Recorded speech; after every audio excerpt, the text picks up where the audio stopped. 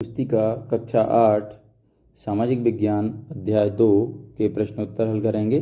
अध्याय का नाम है व्यापार से साम्राज्य तक कंपनी की सत्ता स्थापित होती है। तो यहाँ पर प्रश्न नंबर 1 दिया है, ईस्ट इंडिया कंपनी के शुरुआती व्यापारियों को किस नाम से जाना जाता था? Option A factor, option B दीवान, ऑप्शन सी नवाब, ऑप्शन डी सौदागर। सही ऑप्शन है ऑप्शन ए फैक्टर। उत्तर में लिखेंगे ऑप्शन ए फैक्टर। चलिए बच्चों प्रश्न नंबर 2 पर आते हैं। फरमान शब्द का अर्थ है ऑप्शन ए शाही आदेश, ऑप्शन बी शाही कोतवाल, ऑप्शन सी मुक्त व्यापार, ऑप्शन डी संधि पत्र। इसमें सही ऑप्शन है ऑप्शन ए शाही आदेश। उत्तर में लिखेंगे शाही आदेश। चलिए बच्चों प्रश्न नंबर 3 पर आते हैं। मालाबार तट किन वस्तुओं के व्यापार के लिए प्रसिद्ध था? ऑप्शन ए गेहूं चावल, ऑप्शन बी काली मिर्च इलायची, ऑप्शन सी ज्वार बाजरा, ऑप्शन डी रेशम। सही ऑप्शन है ऑप्शन बी काली मिर्च इलायची। उत्तर में हम लिखेंगे ऑप्शन बी काली मिर्च इलायची। प्रश्न नंबर 4 में दिया है, प्रारंभिक ब्रिटिश शासन काल में प्रशासकीय इकाइयों को किस नाम से जाना जाता था? Option A factory, option B presidency, option C court, option D regulatory. सही ऑप्शन है ऑप्शन बी प्रेसिडेंसी। तो उत्तर में हम लिखेंगे ऑप्शन बी प्रेसिडेंसी।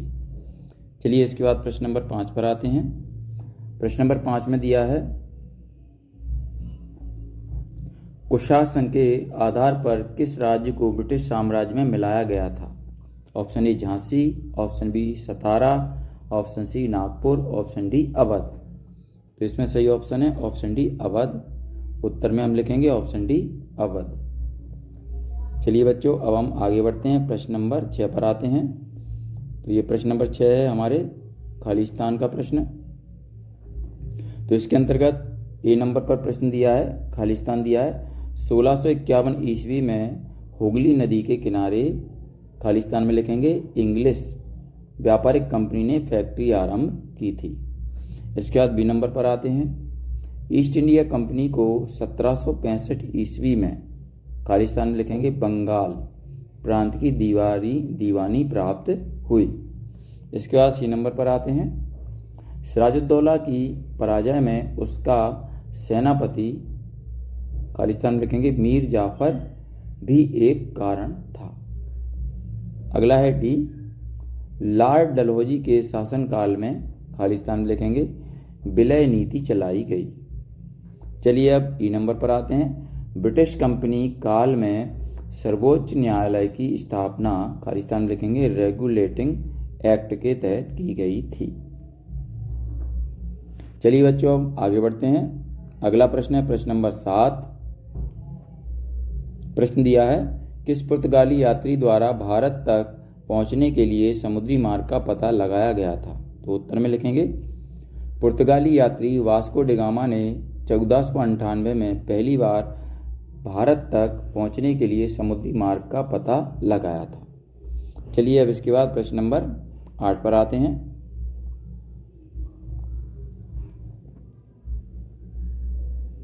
इजाजतनामे से क्या आशय था?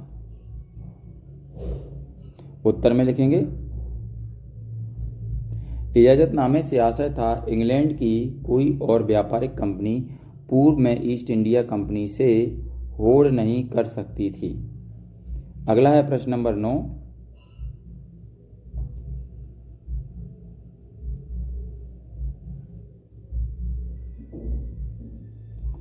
बक्सर के युद्ध के क्या परिणाम थे? तो उत्तर में लिखेंगे बक्सर की लड़ाई के परिणाम निम्नलिखित थे।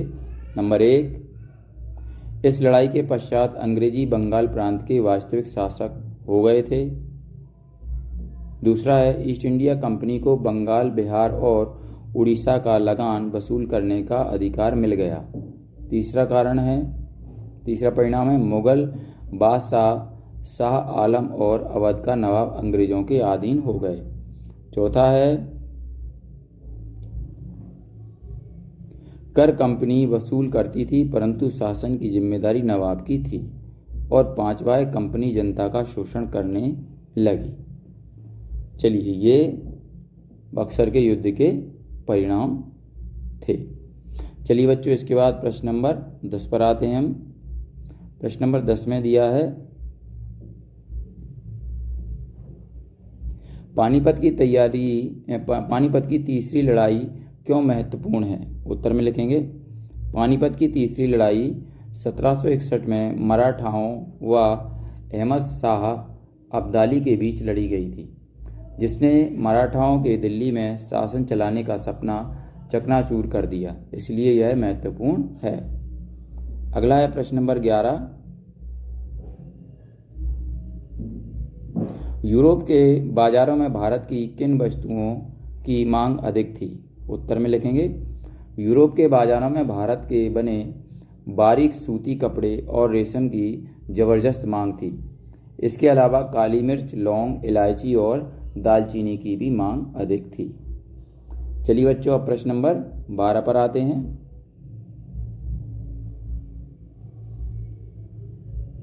सहायक संधि की शर्तें क्या थीं? उत्तर में लिखेंगे, सहायक संधि की प्रमुख शर्तें निम्न थीं। नंबर 1, बड़े राज्य अपने राज्य में अंग्रेजी सेना रखेंगे, जिसकी कमान अंग्रेज अधिकारियों के हाथों में होगी, जबकि सेना का खर्च राज्य को उठाना होगा। दूसरे नंबर पर है, राज्यों को अपने राज्य की राजधानी में एक अंग्रेजी रेजिमेंट रखना अनिवार्य होगा। तीसरा है, राज्य कंपनी की अनुमति के बिना किसी यूरोपीय को अपनी सेवा में नहीं रखेंगे। इसके बाद प्रश्न नंबर 13 पर आते हैं। वारेन हेस्टिंग्स द्वारा न्याय व्यवस्था में क्या क्या सुधार किए गए थे? उत्तर में लिखेंगे, वारेन हेस्टिंग्स द्वारा न्याय व्यवस्था में निम्न सुधार किए गए थे। नंबर 1, प्रत्येक जिले में एक दीवानी तथा एक फौजदारी अदालत की स्थापना की गई। नंबर 2, जमींदारों के न्याय संबंधी अधिकार समाप्त कर दिए गए। इसके बाद नंबर 3 है, दीवानी तथा फौजदारी अदालतों के कार्य क्षेत्र बांट दिए गए।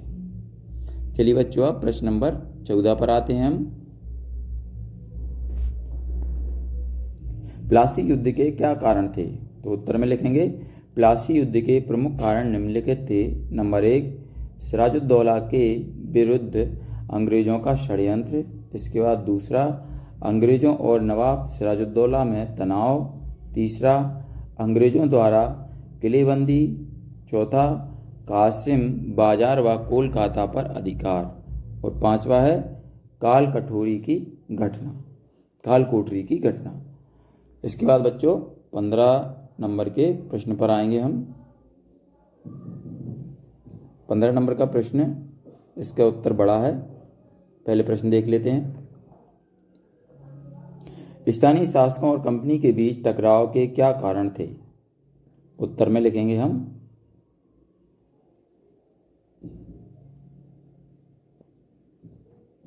18वीं सदी की शुरुआत में कंपनी और बंगाल के नवाबों का टकराव काफ़ी बढ़ गया था। स्थानीय शासकों ने कंपनी को रियायतें देने से मना कर दिया। व्यापार का अधिकार देने के बदले कंपनी ने नजराने मांगे, उसे सिक्के ढालने का अधिकार नहीं दिया। उसकी किलेबंदी को बढ़ाने से रोक दिया तथा उस पर धोखाधड़ी के आरोप लगाए। कंपनी टैक्स चुकाने को तैयार नहीं थी। उसका कहना था कि स्थानीय शासकों की बेतुकी मांगों से कंपनी का व्यापार तबाह हो रहा है। ये टकराव दिनों दिन गंभीर होते गए। अंततः इन टकरावों की परिणति प्लासी के प्रसिद्ध युद्ध के रूप में हुई। चलिए बच्चों, इसके बाद प्रश्न नंबर 16 पर आते हैं। यूरोपीय व्यापारिक कंपनियों में प्रतिस्पर्धा के क्या कारण थे? उत्तर में लिखेंगे, यूरोपीय व्यापारिक कंपनियों के मध्य प्रतिस्पर्धा के प्रमुख कारण निम्नलिखित थे। नंबर 1, भारत में व्यापार क्षेत्र का विस्तार करने के लिए। नंबर 2, भारत में व्यापार क्षेत्र पर अपना एकाधिकार करने के लिए। नंबर 3, भारत में व्यापार द्वारा अधिक से अधिक मुनाफा अर्जित करने के लिए। नंबर 4, भारत में राजनीतिक प्रभुत्व की स्थापना के लिए। और नंबर 5, भारत में अधिक से अधिक व्यापारिक कोठियाँ स्थापित करने के लिए। इसके बाद प्रश्न नंबर 17 पर आ जाते हैं बच्चों। प्रश्न नंबर 17 में दिया है, लॉर्ड हेस्टिंग्स ने राज्य विस्तार के लिए कौन सी नीति अपनाई? उत्तर में लिखेंगे लॉर्ड हेस्टिंग्स ने राज्य विस्तार के लिए सर्वोच्चता की नीति अपनाई। हेस्टिंग्स के नेतृत्व में कंपनी का दावा था कि उसकी सत्ता सर्वोच्च है, इसलिए वह भारतीय राज्यों से ऊपर है। अपने हितों की रक्षा के लिए वह भारतीय रियासतों का अधिग्रहण करने या उनको अधिग्रहण की धमकी देने का अधिकार अपने पास मानती थी। इसके बाद प्रश्न नंबर 18 पर आ जाते हैं। लॉर्ड डलहौजी की विलय नीति क्या थी तथा इस नीति से किन किन भारतीय राज्यों को अपने नियंत्रण में लिया गया था? तो उत्तर में लिखेंगे लॉर्ड डलहौजी की विलय नीति भारतीय राज्यों को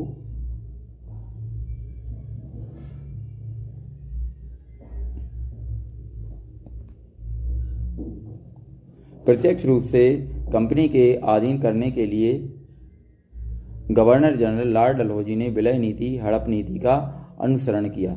सर्वप्रथम उसने भारतीय राजाओं द्वारा दत्तक पुत्र लेने की प्रथा पर रोक लगा दी। जो शासक बिना पुत्र के मर गए उनके राज्यों को ब्रिटिश साम्राज्य का अंग बना लिया गया। ऐसे राज्यों में झांसी, नागपुर और सतारा प्रमुख थे। मैसूर और पंजाब के विस्तृत राज्यों को युद्ध द्वारा ब्रिटिश शासन का अंग बना लिया गया। 1856 ईस्वी में अवध के नवाब पर कुशासन का आरोप लगाकर अवध को ब्रिटिश शासन का अंग बना लिया गया। इस प्रकार लॉर्ड डलहौजी ने भारतीय राज्यों को विभिन्न कारणों से हड़प कर ब्रिटिश कंपनी के अधीन करने हेतु विलय नीति का अनुसरण किया। चलिए बच्चों, यहाँ पर अध्याय नंबर 2 समाप्त हो चुका है। अगर आपको हमारा ये वीडियो अच्छा लगता है तो इसको लाइक करें, अपने दोस्तों के साथ शेयर करें। इसी तरीके के और भी वीडियो पाने के लिए हमारे इस चैनल को सब्सक्राइब करना ना भूलें। धन्यवाद।